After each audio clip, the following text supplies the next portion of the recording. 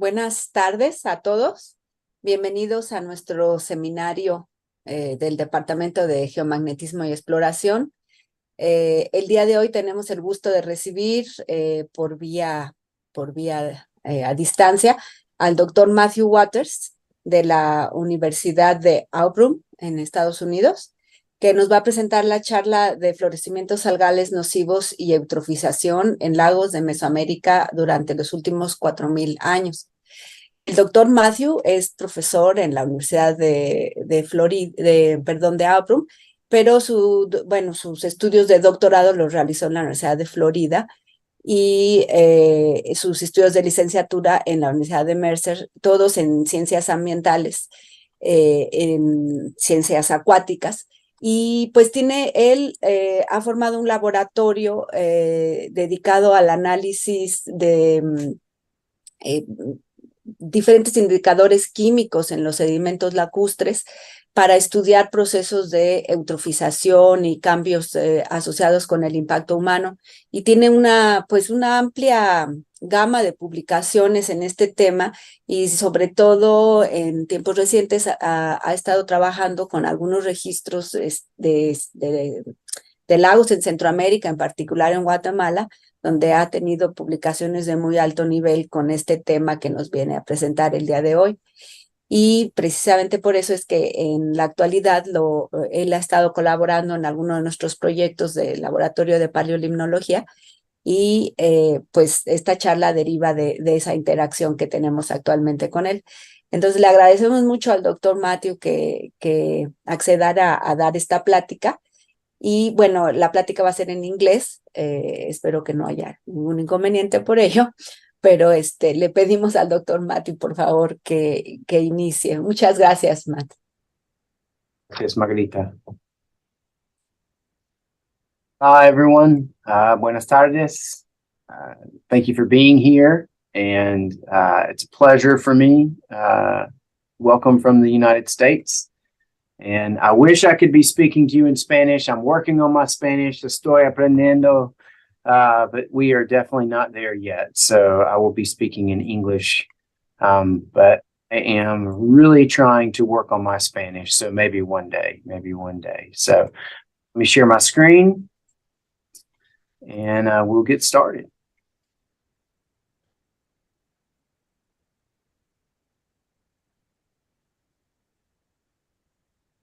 Here we go. Is that good? Can everyone see that? Okay, great, great. So, like Margarita said, I am a professor of environmental science here at Auburn University in the United States, in the state of Alabama. And like Margarita, I am a paleolimnologist, and my lab here really focuses on reconstructing ancient harmful algal blooms. So really what we'll be talking about today are these, let me get my laser pointer, these green, nasty cyanobacteria blooms, and we'll be taking those through time. So thanks for being here. I love this, and I'll be in Mexico City in about 10 days. So would love to meet anybody in person that can make it. So first off, want to thank the people who fund my research and the people who collaborate on my research. I do a lot of work with Mark Brenner and Jason Curtis at the University of Florida, Roger Medina at Wadi, and several professors at UVG in Guatemala, as well as Margarita and Alex Carreo, and my lab at Auburn University. We'll be talking about these green, bad, nasty lakes throughout the next few minutes here as we go through some of my data. So when you think about harmful algal blooms and these bad algal blooms in modern day lakes, it's a very difficult situation. I've just highlighted 4 papers that have come out in the last 10 years or so. Most of them are even more recent, and they conflict each other. They disagree. They say increase in algal blooms, but the other one says no evidence of algal bloom intensification. And this one says increase is attributed to more monitoring, and we're just looking for them more. And then this one says they're accelerating. So these are conflicting opinions on what harmful algal blooms are doing, what these algal blooms are doing. And they're a big topic today in modern limnology and modern aquatic sciences. And my approach in my lab tries to address this by going back in time, which again, you're a geologist, you're in a geological department there at UNAM. So you understand this, but most of the harmful algal bloom research has been conducted in the last 20 years here in the United States and in most of the globe. So really, what are we measuring? What are we trying to argue about? Is it going up or going down? Is this little end point, this little final analysis of what algae and harmful algal blooms are doing in lakes? But if you look back, this is a reconstruction done by my friend Tom Whitmore at the University of South Florida. But if you look back, the lake really changed. The algae really took over in 1940. And our records of measuring water and monitoring water just do not go back that far in most cases. So we need other methods. We need to go back in time, and we need tools to go back in time to reconstruct when these algal blooms happened, when they formed, what caused them to form, what are the triggers, what are the ecological drivers that cause these things to develop.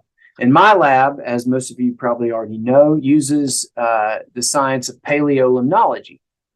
And paleolimnology is a science where we look at things that are occurring on the land, such as land use change and urbanization and agriculture. And we look at things coming in from the atmosphere, such as charcoal and other dust and things like that. And it makes the lake system. And in the lake, we have harmful algal blooms and algae and diatoms. And all of these things form the sediment record. And we collect cores from these sediments and bring those cores up to the surface. Sometimes they're 1 meter in length. Sometimes they are 5 meters in length, depending on the lake and depending on the study. And we subsection these cores, sort of going, sort of what I call a hamburguesa, a hamburger slice, going back in time. And what that is data. That is historic data that moves back through time. And there's a multitude of things that people measure on these sediments, charcoal, diatoms, isotopes, And my lab really focuses on some unique proxies. We look at nutrients, which a lot of people measure, total carbon, nitrogen, and phosphorus. But my lab really specializes in doing the sedimentary pigments. And I'll explain more on this in the next slide. But you're also going to see a good bit of my talk today is on some new techniques that we are developing to reconstruct cyanotoxins in the sediments going back in time. And we'll spend a lot of our time talking about those. So before we do that, you have to know pigments to understand my research. And you don't have to remember these names. There will be no test. But many of the pigments that we study in my lab fall into two categories: chlorophylls, which I'm sure all of you know what chlorophyll is, and carotenoids. And carotenoids are light-gathering pigments. You might be familiar with beta-carotene, which is really high in carrots and other vegetables. But many of these carotenoids are what we call diagnostic. Like lutein only occurs in green algae and higher plants. Diatoxanthin only occurs in diatoms and siliceous algae. But my lab is really interested in cyanobacteria, and we have a whole suite of cyanobacterial pigments that only occur in cyanobacteria. So when we find these markers in the sediment, we know that we are discussing and looking at ancient cyanobacteria as they grew and developed and had abundance in the past. Another one just to bring to your attention is this one called aphanizophil, which is associated with nitrogen fixing cyanobacteria. So we can look at some of those processes going back in time as well. So we'll discuss these more as we move through the lakes that I'll study. Where do I work? A lot of my work is in what we call the southeastern United States, the subtropics. Most of you might be familiar with Florida. There's Alabama. In case you don't know where Auburn is, it's about where my laser pointer is. We're on the eastern side of Alabama, right next to Georgia. And then I work a good bit up in North Carolina. But I'm only going to be presenting Florida lakes and Mesoamerican lakes today. But just to give you an example of what a study traditionally looks like in my lab, focus in on this blue dot here. And this blue dot is Lake Apopka, Florida. Now, you may not be familiar with Lake Apopka, but here's a map of Florida. There's Lake Apopka, and you are right below Lake Apopka is Disney World. So if you've ever been to Disney World in Orlando, Florida, you can say you visited Lake Apopka. But Lake Apopka is a very unique system in that it went through a rapid ecosystem change.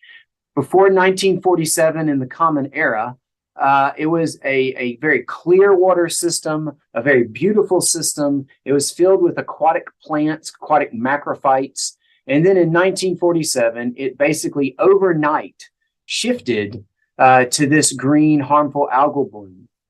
And the state of Florida has tried to fix this. They've tried to take the harmful algal bloom and make it clear with plants and do a lot of the plants again. And the state of Florida has spent over 100 million US dollars. That's 100 million US dollars to try and fix this lake, and it has not worked. It has failed. So we decided to go way farther, and some paleolimnology has been done on this lake, but it really stopped at what we call the lead 210 record, which is about 150 years ago. So we decided to go farther back in time. So we collected a longer sediment core. This is 4.5 meters or 450 centimeters. And for most of my figures, depth or age will be on the side axis. Over here, I have age on the right axis. And then across the top is what we measured. Loss on ignition is organic matter, phosphorus, carbon, nitrogen, and then we look at some TC to TN ratios. Now, here's this 1940, and I did something mean to you on my dates. This 1947 is Common Era because that's when the lake changed. But the rest of these dates that we received from this lake are years before present. So these are carbon-14 dates. So this is 1,840 years ago, not 1840. So this one is different than the rest of these for this particular study because it was that important. But what you can see if you've already looked at this is in 1947, we do see an increase in phosphorus. And phosphorus is believed to be the driver of Lake Apopka change, the driver and the problem going from that clear water state to that harmful algal bloom state. But if your eyes have already done it, if you go down, this is not when phosphorus started to be inputted into the system. This is just a modern input that's increased. If you look back in time, phosphorus really started to come into Lake Apopka around 3,000 years ago, about 3,000 BP, which precedes any sort of human activity in the area. So this is an interesting change that we did not expect to find. We really expected it to be low until 1947. Looking at a diatom record from this same core, this is when the lake sort of increased in its water level. It went from a shallow lake to a higher water level lake that it is today. So that's nutrients, but what about the pigments? And in this figure, I have the same core, but these are all those cyanobacteria pigments that I described. And if you look in this modern era, you see spikes. A lot of different cyanobacteria groups have existed in Lake Apopka since 1947. And we believe these spikes are whenever Florida would do something to manage the lake. They would build a wetland to remove phosphorus. They would remove fish to remove phosphorus. They would plant plants to try and reestablish the plant community. We think these spikes are whenever they would try a management tool, it would just change the type of cyanobacteria that lived in the lake and not decrease the cyanobacteria that lived in the lake. But again, if you've already ahead of me, you can see that down here in 3,000 years ago, cyanobacteria that's when cyanobacteria came into the system. Here's a lake that we really provided new information because everything about management and about change in the lake was all focused on this 1947, but we sort of uncovered with this study that cyanobacteria came into the lake much sooner, and cyanobacteria may be the natural component of the algal community, of the phytoplankton community, not the plants. The plants were the exception, and the cyanobacteria are actually what is common. So this was a new idea to give to managers to help them manage the lake, that maybe cyanobacteria is going to be hard to remove because it's always been there. It's always been there. So we started looking at many other records, and we started to see this mid-Holocene spike in cyanobacteria. We're beginning to get a handle on this. Here's 3 lakes. Two from Florida, 1 from North Carolina. We have 3 additional lakes, 1 from Alabama and 2 more from Florida, that all sort of have this mid-Holocene cyanobacteria. Canth is one of our cyanobacteria pigments. And we're not really sure exactly what's going on. We think that this area of the United States had increased precipitation during this time, which was going to influence nutrients coming into the system and therefore cause these cyanobacteria to increase.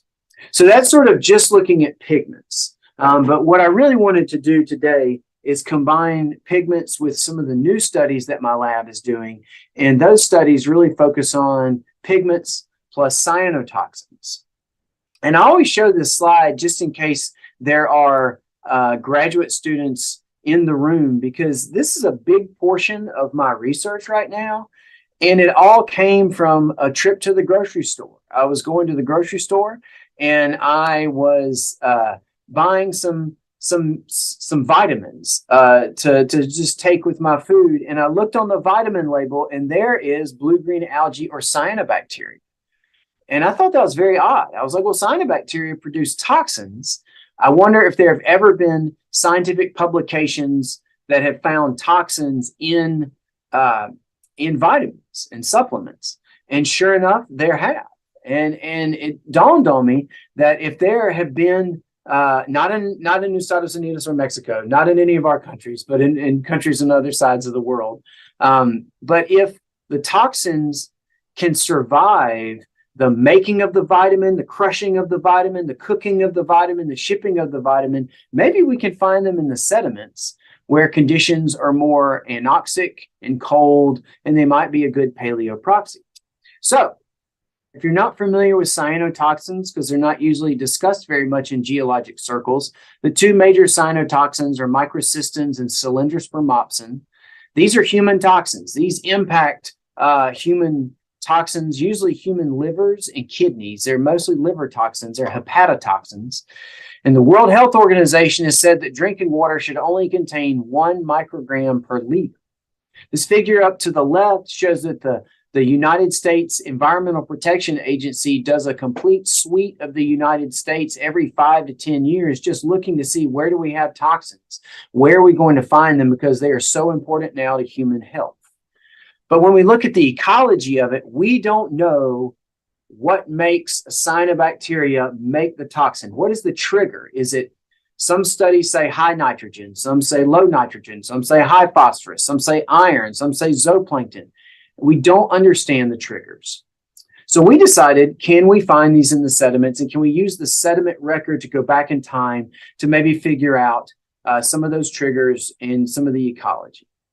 So I went at that time to the most toxic lake that I could find, which is Lake Griffin, Florida, which is near Lake Apopka. And the toxins in Lake Griffin are so bad, they kill the alligators. They have been having alligator deaths and alligator decreases due to toxins. And here's a ranger out trying to mark a dead alligator so that they can come and do the epidemiology on it. You can see Lake Griffin here in the bottom left, a very nasty green lake. So we sort of used the techniques of extraction because, you know, if you work in geology, if you work in sediments, if you work in chemistry, you're interested in the extraction of your molecule.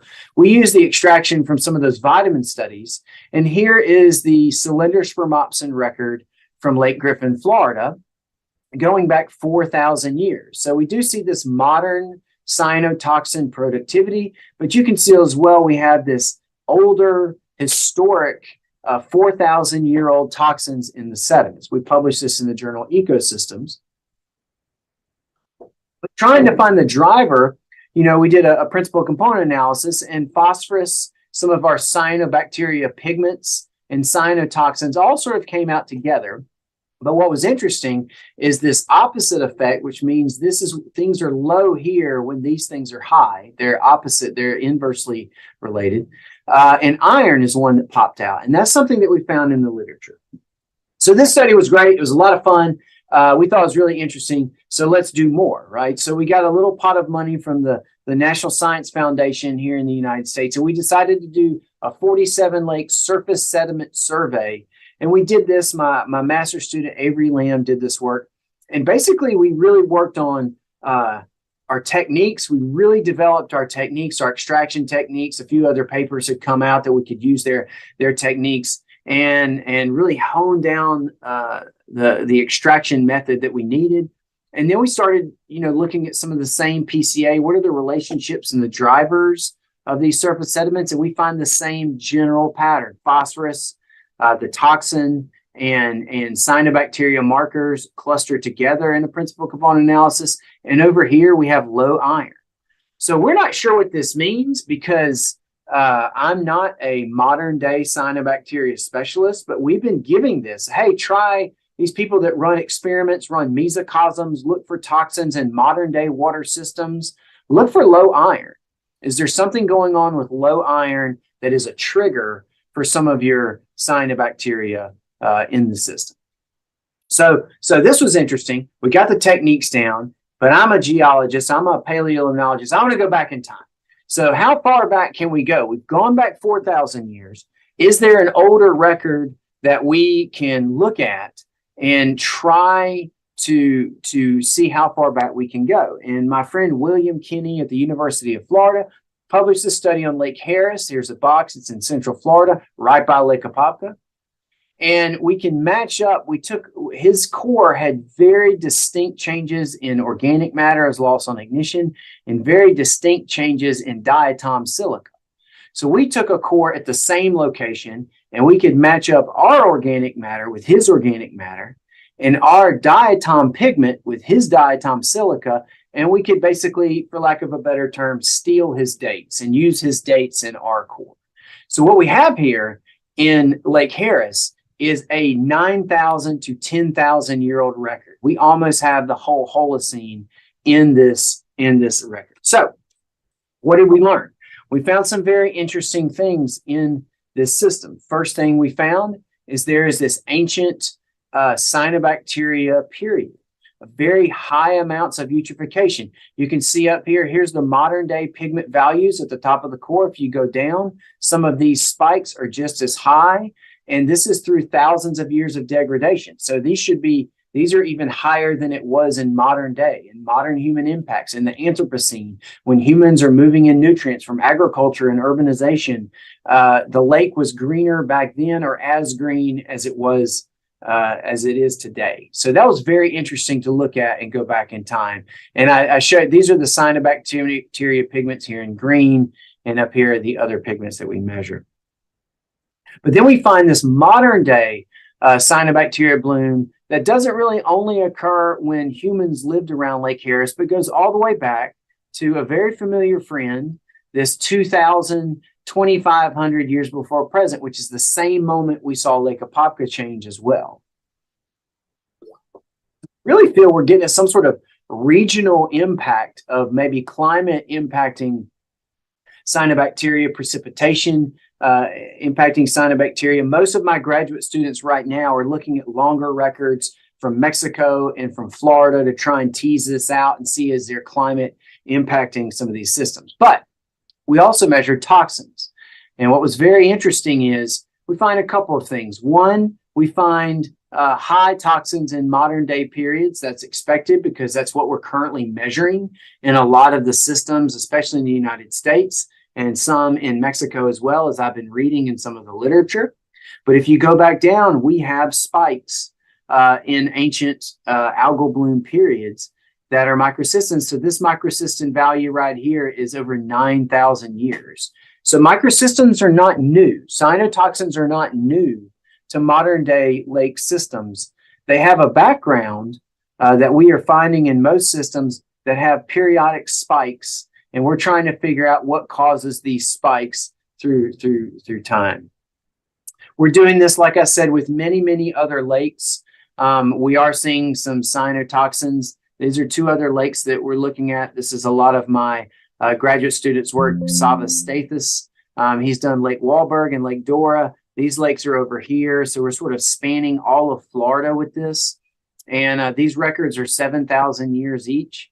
But we find this ancient constant of cyanotoxins in these systems with a few periodic spikes that we're trying to uncover with some statistical analysis. We're still working on this. This is work in progress, but we are finding cyanotoxins to not be new in modern day lakes and worthy of looking and going back in time.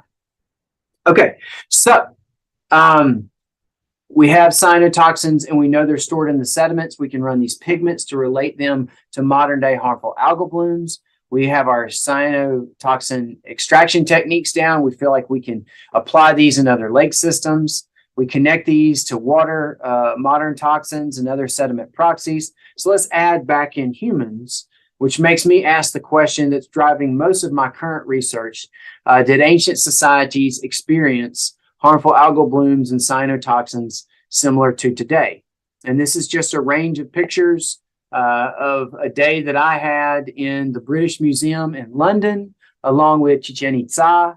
And in America, we lack structures like this, but some of our ancient societies built mounds, earthen mounds. So we're looking at those as well. But the one I want to talk about today is some of the work we've been doing looking at the ancient Maya and whether or not they had harmful algal blooms or not. So I feel like most people on this call could teach this slide to me and do not need for me to teach this slide to them. But, just to put it into perspective, the Maya culture is one of the longest lasting societies the world has ever seen. And this greatly upsets me in America because we focus so much on our European history in our American history classes. I'm always the one who comes in and introduces students to the Maya, to the Aztecs, and to other societies from Central America.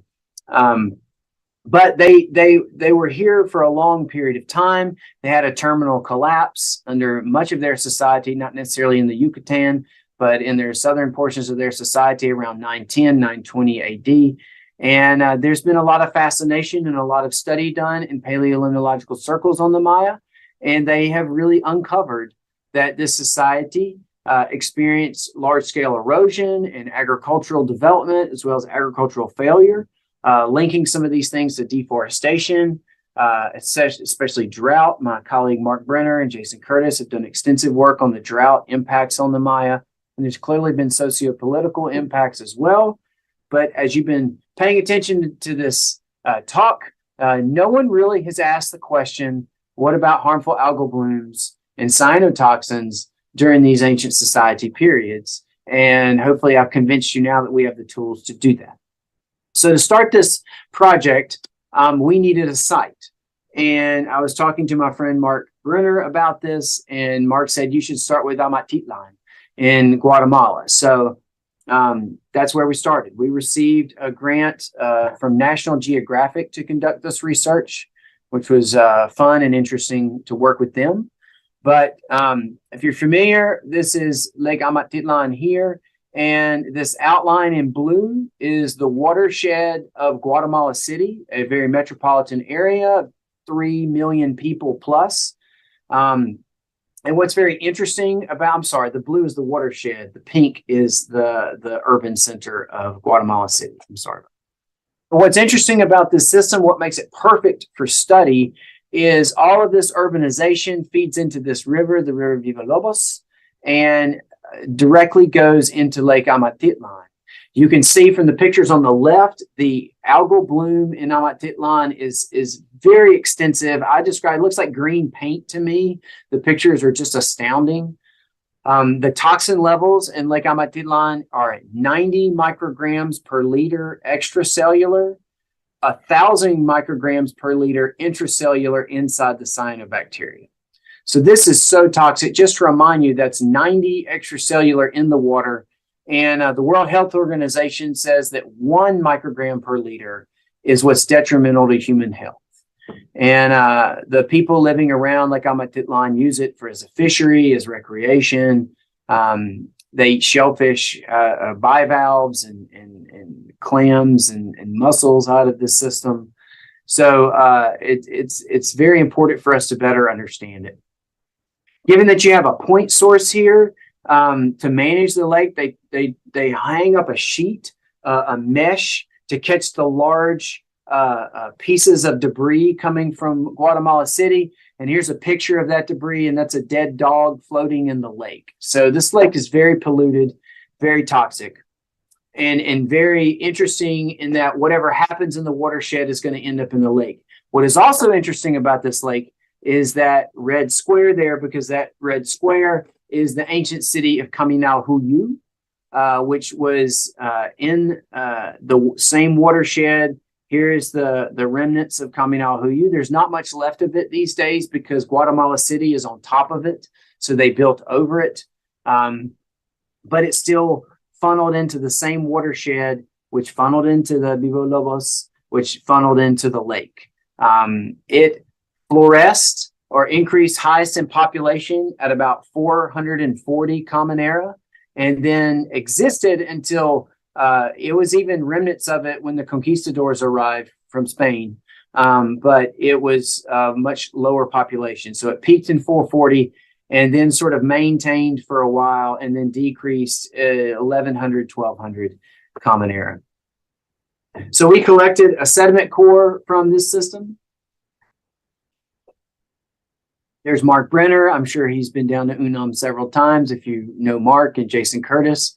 And we collected a 5.5 meter sediment core, and carbon-14 dated it to where it was about 2,100 years of record. So we got a large majority of the classic and the post-classic in the core from the Maya period. So this is a lot of data, and I realize that, and I don't want to overwhelm you, so I'm going to walk you through it, what we see.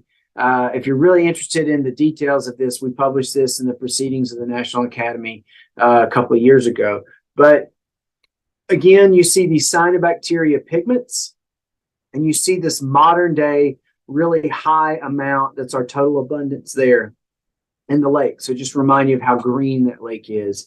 But when you look back in time, you see that many of these cyanobacteria pigments contain massive spikes during that period where the Maya did occupy. They had sort of abandoned focusing on Kaminal-Huyu and have moved out into the rural areas, we believe, of the watershed. And just to show you, some of these spikes, many of my cyanobacteria pigments are labile, or they degrade, and they're known to be degradation issues, which we measure that and we account for that. But some of these spikes are very similar to modern day values. So we can assume that the lake during this period of time was as green or even greener than it is today. So it was as bad of algal blooms as we see. Do we see toxins? We do see toxins going back in time. We see a lot of toxins when when following the conquistadors arriving. And what's interesting here is you see these spikes and then these vanishes. And this area, if you're familiar with this, with the highlands of Guatemala, the capital kept changing due to earthquakes. It was in Guatemala City for a while, then they left and went to Antigua, and then they went back to Guatemala City. So we're trying to look into that a little bit because Antigua is out of the watershed, Guatemala City is in the watershed. So we're trying to see if these peaks here, these spikes, are really some of the oscillations from the capital city changing. We're still working on that as well. But do we find ancient toxins? We do, but they don't always coincide with the highest concentrations of cyanobacteria. And we see that also in Lake Harris, and we see it in Lake Griffin as well. So we're not sure that when harmful algal blooms are at their peak, if that's really the toxic time. We think it may be when they're lower and they might be competing, because you see this amount right here corresponds with some diatom increases. And this one here also corresponds with some diatom increases. So is there some sort of competition going on that's triggering the cyanotoxins? But we do see toxins during the massive occupation of Kaminal-Huyu. We see one spike during this harmful algal bloom period, and we see other spikes of cyanotoxins, which there's still occupation in the watershed of Lake Amatitlán during this period of time. So what's the driver? What's the driver? Well, we also see spikes in nutrient inputs, carbon, nitrogen, phosphorus, sulfur. We see those spikes. CN values, when they go up, that means they're more terrestrial. When they go down, they're more algal. So we definitely have some terrestrial signals, some material coming off the landscape, getting into the lake during this period of time, carrying nutrients, and thus triggering some of these harmful algal blooms is what we think is happening. But we needed to match this. We needed to match this up with the archaeological record, with the anthropological studies that have been done in Kaminal-Huyu. So we did that. We took our cyanotoxin record and our cyanobacteria record, and we started matching these with, the Maya periods of the pre-classic and the classic and the post-classic. I did way too much reading on Maya pottery shards and the archaeological periods of different pottery. And I tried. That's all I can tell you. I really gave it a go, and it was very difficult. But it didn't really match the changes that we found with any of the pottery. Previous studies sort of matched, but didn't. But what did finally match was archaeological study that looked at rural land use. And what we think happened was Kaminal-Huyu sort of folded in 440. And what happened, we finally found it. We didn't know if people left the watershed, stayed in the watershed. But what we think happened was this is a reconstruction of rural land use, rural population. So we think what happened was Kaminal-Huyu was abandoned, maybe due to water supply or water. I'm not really sure. That's beyond the scope of the study. But they went out into the rural areas, started farming more, started utilizing the rural area more, and that caused those influx of nutrients into the system. So, interesting study, and we were quite interested in it. I was also the other lake I'm going to give you complete data sets on, or somewhat complete data sets on, is another Guatemalan lake. I know I had some Mexican lakes listed in my abstract, but we are still working on those. I'll walk you through what we're doing, but we don't have complete data sets yet. But Lake Atitlán is very near Lake Amatitlán, about 60 kilometers west of Lake Amatitlán. It's a very old lake. It's 84,000 years old. It's the deepest lake in Central America. It's over 300 meters deep. And it's in the triage. It's in 3 different volcanoes. There's one volcano here, one volcano here, and one volcano here off of the screen. So it's a volcanic lake system. It goes through modern disturbances, volcanic eruptions. They had a very bad earthquake. And recently, there's been a lot of human presence. If you visit Lake Atitlán, you're probably going to visit the township of Panajachel. But there's others, there's Santiago and San Pedro, that are these very cities that have a lot of tourism and a lot of visitation to them, and they're growing and they're monitoring their landscape, and they're doing a lot of mining or a lot of movement of earth, and you can just see the earth, the plume of sediment that is coming in. This is in Panajachel that I took a few years ago. And what has been at the forefront of concern for AMSCLE, the management agency, is there's been a very recent cyanobacteria bloom. This is a satellite image, and you can see the cyanobacteria in the system sort of swirling out in the water. And this has been the primary concern of modern day management of the lake itself. So I received a little bit of money, a very small pot of money, to take my lab down to Atitlán. And we use what's called a gravity core for this analysis, which anyone who tries to gravity core in 300 meters of water might be crazy, just might be not a very smart individual. But we tried it and we failed, and then we failed some more, and everybody watched us fail, and they didn't laugh, they helped, and we had to hand crank this thing 300 meters down and 300 meters up, and it was a very interesting event. And lo and behold, we did collect 2 cores. These look like small cores to you, but I almost cried when they came up to the boat, because this was just a very, very difficult task. We wound up having to core in about 200 meters of water instead of 300 meters of water. But this is my graduate student, Ben Webster. He's my PhD student, one of my PhD students, and he's a master of gravity coring. He's fantastic at gravity coring. So a lot of the work goes to him. But here's my very happy lab with our sediment cores. And I'm going to discuss this sediment core here, which is AT2, which is 65 centimeters of sediment. Now, before we do this, this is a massive lake, very big lake. Very deep lake. I really expected the sediments of this lake to be stable, to be slow sedimentation records, and be a very easy historic narrative moving back. That's what I expected. Okay, but here's the lead 210 record. Now, if you're not familiar with lead 210 records, let me explain. What you want to see in a lead 210 record is it starts high, gradually decreases, and then stops at 0, and that's all you get. And that's what we got in the top 10 centimeters. And we thought we were done, but we decided to keep going. And we got nothing, nothing, nothing. Then we got this, and nothing, nothing, nothing. And then we got some other blips. If you know anything about lead 210, if you don't, let me just tell you, this is horrible. This is absolutely horrible. And sometimes, I would not even measure this core. I even thought this is some sort of groundwater issue. So we were just going to utilize the top 10 centimeters as the lead 210 record and carbon 14 date way down to 65. Until I talked to my friend, John Obrist, who is from Guatemala, but is a professor in the United States now. He works in Guatemala a good bit and has some students working in Mexico as well.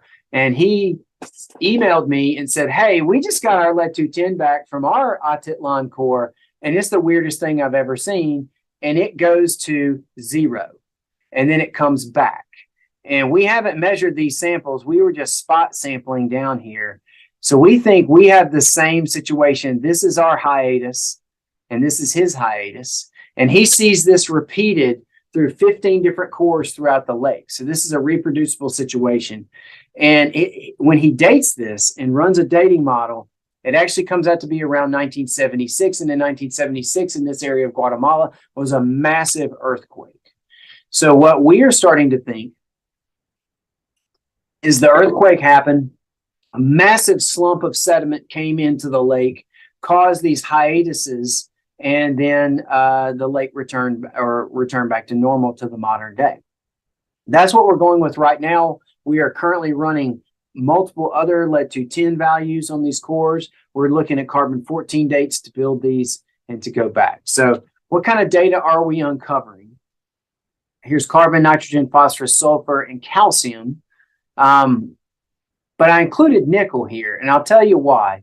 And this is not this pattern here. We have a blip in the top, which we think these are mining and sedimentation coming from those cities. But we think these other two peaks are volcanic eruptions. These are tephra, because you find some very strange elements that only peak in these three areas. Cobalt does this, chromium does this, copper does this, and lead does this. And there's a volcanic eruption, a major volcanic eruption in 1853, which sort of corresponds with this one as we move back from this 1976 date. And then this date down here is actually carbon-14 dated. And there was a massive volcanic eruption during this period of time as well. So we really think these are volcanic eruptions going back in time. So what do we find in these sediments? What do we find in these nutrients is not a lot of change. There's oscillations. There's a little bit back and forth, but these concentrations stay very constant.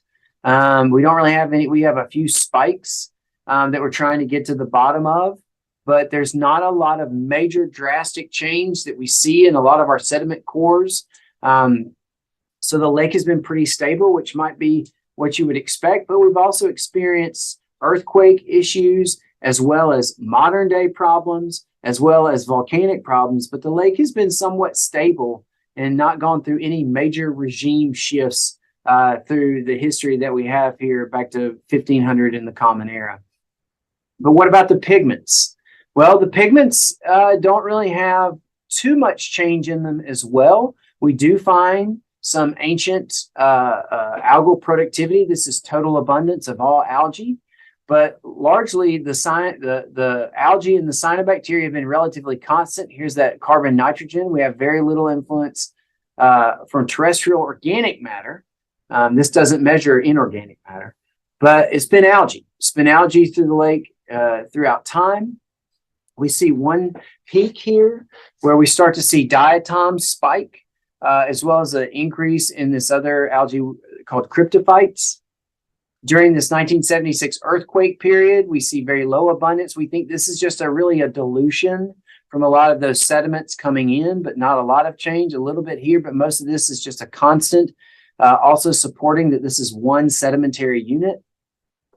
But the main thing that popped out was in the upper part of this core, we found another cyanobacteria pigment called a phanerozophil that only occurs in the upper part of the core. So what we do get from this is modern day monitoring is actually looking at something that is novel, that is unique. We find evidence here that the modern day eutrophication of Atitlan is unique in our 1500, in our record that goes back to 1500, 1480. So we do find some interesting things that we can put into perspective.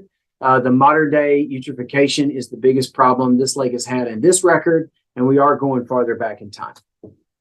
So inferences that we draw from this is the modern eutrophication event includes the introduction of new cyanobacteria groups. Sedimentation is linked to seismic activity and volcanic activity, and we're really trying to get a handle as what causes change in Lake Atitlan. We have multiple other cores. Jonathan Obrist is going back to get longer cores soon in the future, and we're going to look at longer records as we go back in time. And again, I apologize. My goal was to have some of my Mexican core data worked up, but science is slow, and it takes time to send off carbon-14 dates, and we just don't have these records worked up. But what are we working on? Where are we applying these tools next? And hopefully I can come back and talk to y'all in 2 or 3 years and have all these records to show you. But we're taking these tools and we're looking into America. We're looking into the United States at some of these mound building cultures. We have a lake from Moundville, Alabama. My own state has a large mound complex. Cahokia is the largest mound complex in America that we're looking at. In Guatemala, we're going to Lake Izabal, which is sort of near the border with Belize. and we're looking at some of these tools there. I have a core I collected down in Honduras from Lake Yohoa, which is the only large natural lake in all of Honduras, but it's having some very modern problems because it's one of the world's largest tilapia fisheries on the lake right now, causing dramatic eutrophication. So we're trying to put that in a historic perspective. But the most interesting mud in my lab right now, for sure, are the four lakes or cenotes that we cored in the Yucatan of Mexico. And just to walk you through what we are working on, we collected a core from Lake Coba. This is Lake Coba up here, which is very interesting because you can actually see some ruins in the background while you're coring. So we know this is sort of an urban center on top of the lake. This is the lake from Coba here. It's about 7 meters long. So we have a very long record going back, we feel, at least 7,000 to 8,000 years based upon previous research. If you're familiar with paleolimnology, you've probably heard of Lake Chichen Canab, which is where Mark Brenner and Dave Hodel and Jason Curtis reconstructed the drought record for the Yucatan. So we have a very, very solid drought record. We're going to see, did cyanobacteria and cyanotoxins coincide with drought from that system? And then the other two are very interesting. Lake Palo, Cenote Palo, is a smaller cenote, but we also got a 6-meter core from there.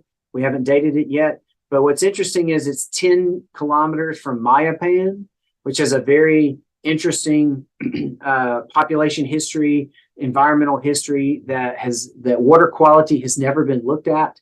So we're going to be adding the water quality to some of those studies. But the one that I'm most excited about is Cenote Scotch, which is it's near Merida, it's south of Merida. And you can see, I mean, just look, the cyanobacteria are unbelievable on this system.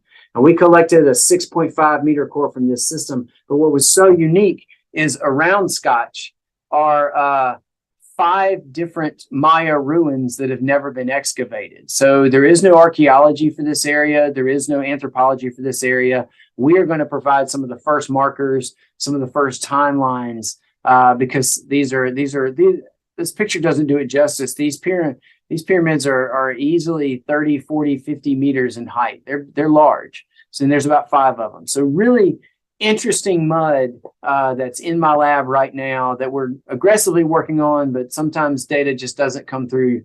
And I apologize, but maybe I've teased you enough, you can invite me back. So maybe that'll be what happens. So with that, if you have any questions or want to contact me, there's my contact information, my Twitter, my lab's Instagram page, and my email. I would be happy to talk to any of y'all about any of this. So thanks for listening, everybody.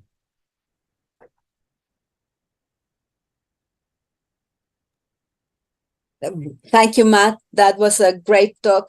Thank you very much. Well, I don't know how we do about the questions. We're a few here in Zoom, so if there is anyone that is ready to ask some questions to Matt, podemos pasar a la sección de preguntas para el Dr. Waters. Creo que aquí por el chat me van a pasar si hay preguntas de los de Facebook y de YouTube. Pero podemos empezar aquí con los que están presentes en el Zoom. Si alguien tiene alguna pregunta, quiere participar. Si no, yo quisiera comentar algo, porque, bueno, los datos que presentaste de los lagos en Florida, the lakes in Florida, they have very interesting data. I was quite impressed to have the full Holocene with your record. But your comments, that the first blooms cannot be attributed to human presence because it's too early, but humans were there. Humans arrived around 12,000. They were all over. Absolutely. And can you really be sure that it has nothing to do? Yeah, no, you're right. You're right. There's just that area of Lake Griffin, Lake Harris, Lake Apopka has no known archaeological evidence of things such as that. So you're right. We can never rule that out, and we're always looking to what is the archaeology. But most of the archaeology in that area of Florida in particular is on the coast and not on the central ridge. So you're absolutely right. And we're always considering that. But to our knowledge at this particular point in time, this appears to be more climactic, environmental, precipitation driven than human driven. But I'm always open for new archaeological discoveries. So for sure, no doubt. Yeah. Well, I know Florida was probably not that densely populated in the central area, but I think in general we probably tend to underestimate the amount of people that was around in the Americas. But I completely agree. It's the first arrivals in those regions probably had an impact, but it's so interesting. And it doesn't seem there is any questions in the room, but if not, I could about the cyanotoxin record that you showed.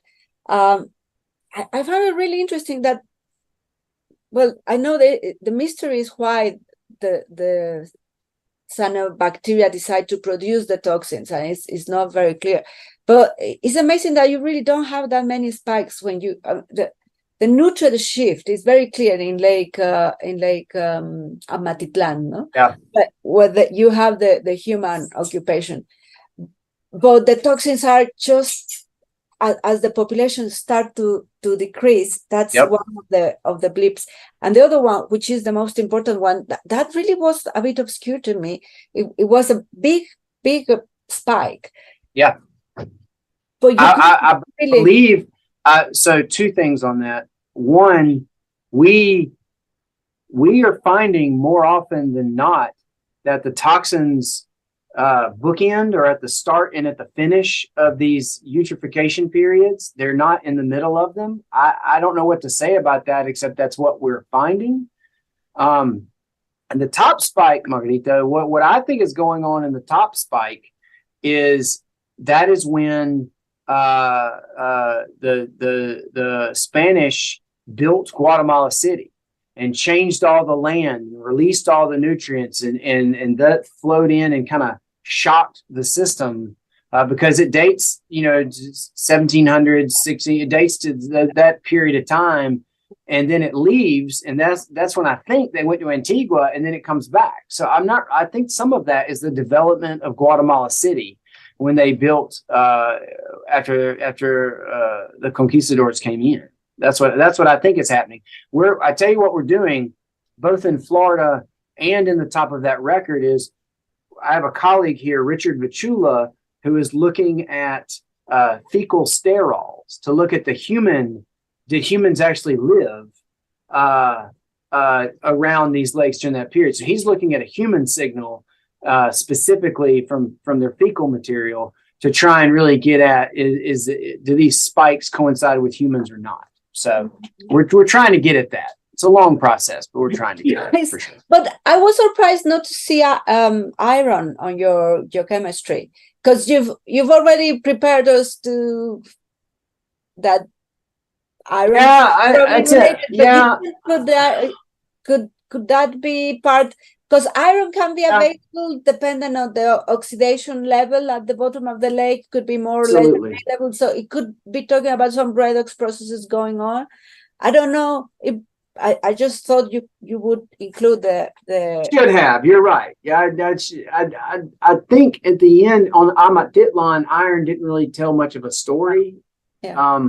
It didn't. But you are correct. I should actually because you're right. To see it, but you didn't have. If the trigger is biogeochemical, then iron and phosphorus and sulfur, there's going to be some relationship between those three. Yeah. And you know as well as I do, there's significant sulfur in these systems. Sometimes in America, in the United States, we don't have that much sulfur in our lake systems. But whenever I work down in Mesoamerica, in Central America, we definitely do, in Mexico. So Yeah, so we should be looking at that for sure. Absolutely. And I have that data. I mean, I have it. I just didn't include it. You know, sometimes when you publish, they say make your figures smaller or reduce your figures, and you got to do what you got to do. I'm sure you looked at the data, but probably didn't say we anything. did. Because also the geology is very different, no? From a karstic system in Florida to a volcanic environment in Guatemala. And probably that will also make a change in what is driving the biology of the cyanotoxins. Sure. So anyway, well, if there is no other questions, I think we could probably close our talk. I don't get anything on the chat regarding any questions on the social media. So if nobody else has anything else to say, I would like to say thank you to you. Great. And thank you. Thanks everybody. Appreciate y'all coming. Gracias a todos los que muchas gracias. Muchas gracias. Sí. Sí. So, all right. Okay. See you soon. See you soon. Yes. All right. All right. Bye. Adios.